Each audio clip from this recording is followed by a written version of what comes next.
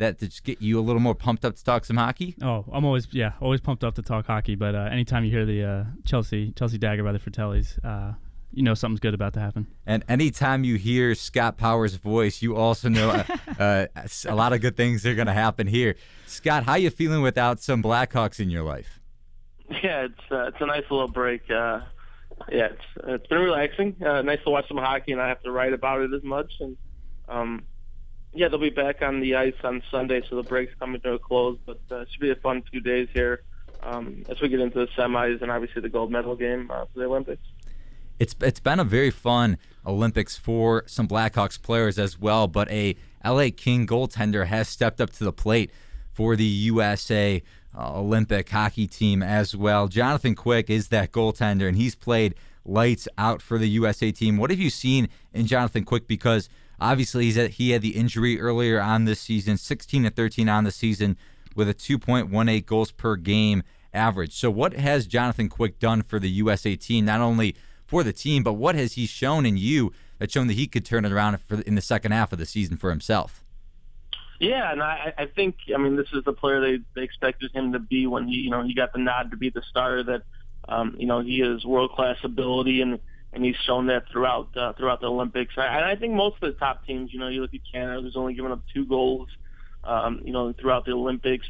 Sweden's done a pretty good job, and, Finland as well. And but I think Jonathan Quick, as everyone thought, he had this potential, and obviously they've had some ups and downs in LA, but you've seen this talent before and what he's capable of doing. And I think for him and any player who has a positive Olympics, even if you don't have a great Olympics, I think this whole experience, and especially getting deep in this tournament, that I think it leads to some positive things as they come back into the back in the NHL season.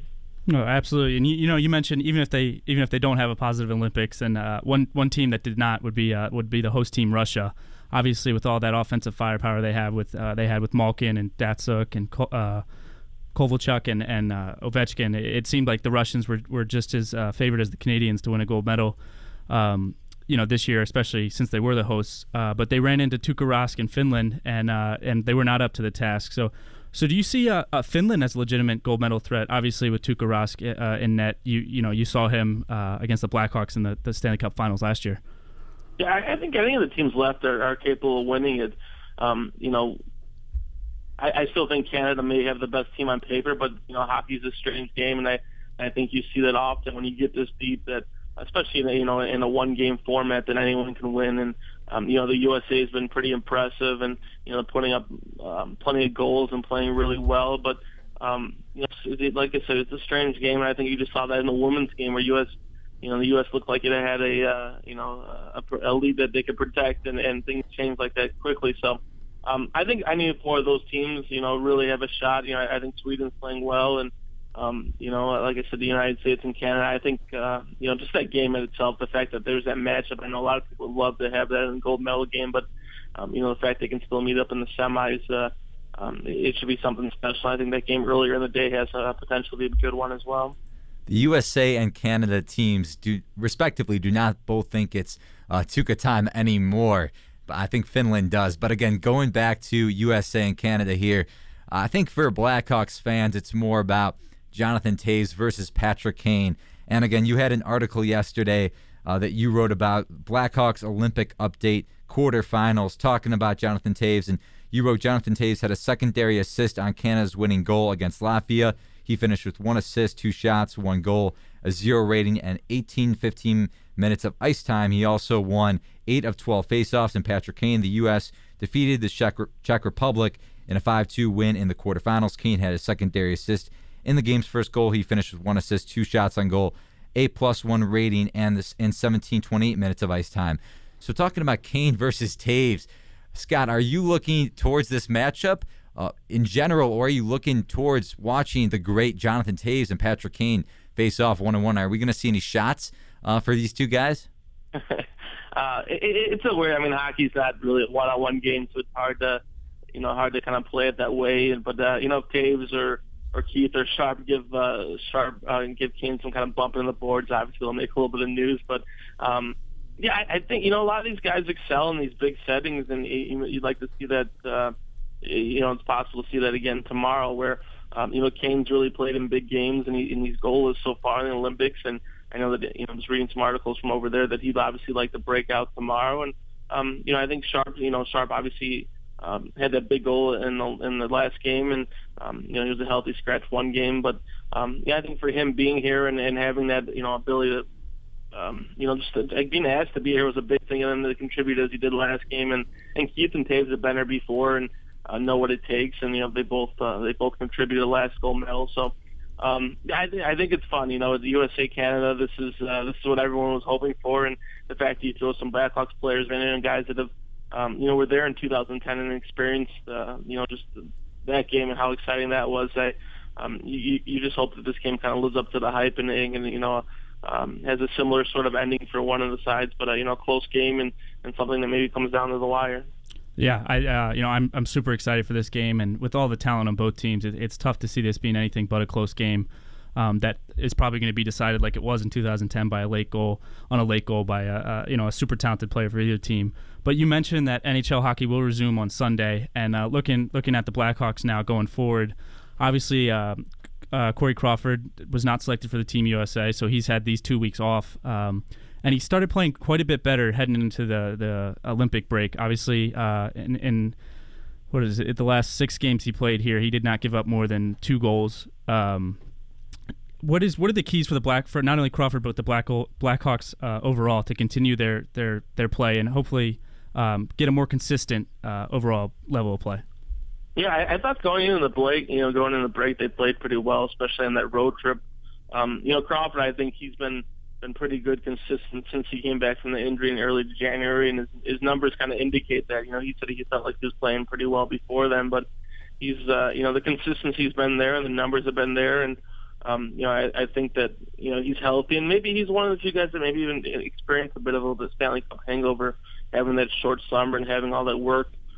He obviously played throughout the playoffs, and then they come back and they get at it again. So, and obviously, he started a lot of games there during that stretch too, where Javi Bolin got hurt. So, obviously, you don't want to see someone injured, but maybe that break did him well, and he's come back a little bit more refreshed. And you'd hope the same now, where, I think over the last month and a half of the season, he'll probably get a little bit less starts. The schedule becomes a little bit more condensed, and have some more back-to-backs and 4 games in a week. And I think you'll see Antti Raanta a little bit more. But the key now is just Crawford to find that groove again, and him to be refreshed and ready for the playoffs. And you hope Blackhawks hope that he gives them the kind of similar effort that he did last season. I think Raanta is a guy that he needs to get in net a little bit more, and they're gonna rely on him. He hasn't really started much, and when he has, in the last month or so, he's kind of struggled a little bit. So to get him back into kind of a rhythm would be helpful.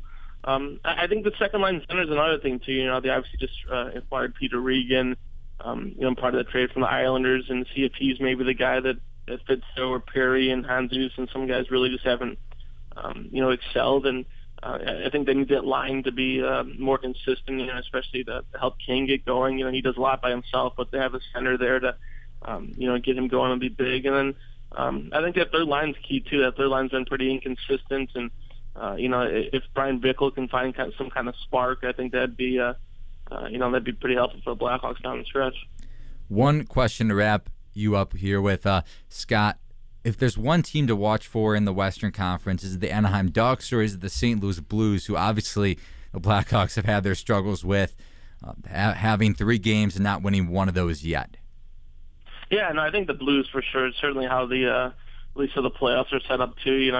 At this point, the Blackhawks would open up with Colorado in the first round, and if they advance, you'd probably see the Blues there in that second round, and just the way the divisional playoffs are now set up. So, I think the team that will watch is certainly the Blues. They're tied with the Blackhawks at 84 points, and Blues still have 3 games in hand, so they'll be playing a little bit more than the Blackhawks going through that last stretch of a month and a half. So. I think they played 2 more times, so I think those games are key. And then, I think whoever gets that top seed and gets that home ice advantage, I think that'll be essential too. So, obviously Anaheim's played well, and Blackhawks have done a pretty good job against Anaheim this season, but you won't see them until later in the playoffs. So I think the key now is the focus on the division and the Blackhawks. I think there's some psychological advantage too, maybe of them beating the Blues at some point. Here in those final weeks, and proving themselves. That I'm sure the Blues have created some confidence for themselves in how well they've played, and I'm sure just more than those points, but just creating some confidence. The Blackhawks can top them in one of those last few games.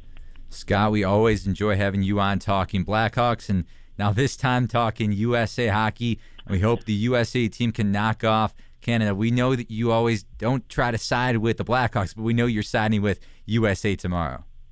I'm just hoping for a good game. I hope it's entertaining, and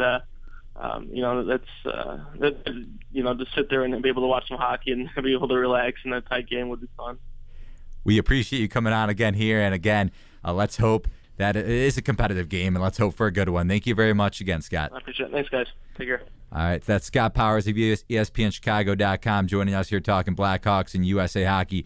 A terrific guest as always, and as he mentioned, we could see a body check into the boards tomorrow from Taves or Keith or Patrick Sharp for that matter to Patrick Kane. Yeah, that it'll be interesting because these are guys obviously that have won two Stanley Cups together, and they're good friends. They play great together, and now they're on opposing teams. And I definitely think seeing Keith going against Kane will be fun. If he gives him a little bump here or there, see how he takes it. How about just Kane shooting a dart right in front of Duncan Keith for a goal to put the USA in the lead in the third period or something like that? Oh, that sounds good to me. Let's just hope no more Sid the Kid heroics from Patrick Sharp or Jonathan Toews this year. Please, please, no more Canada heroics.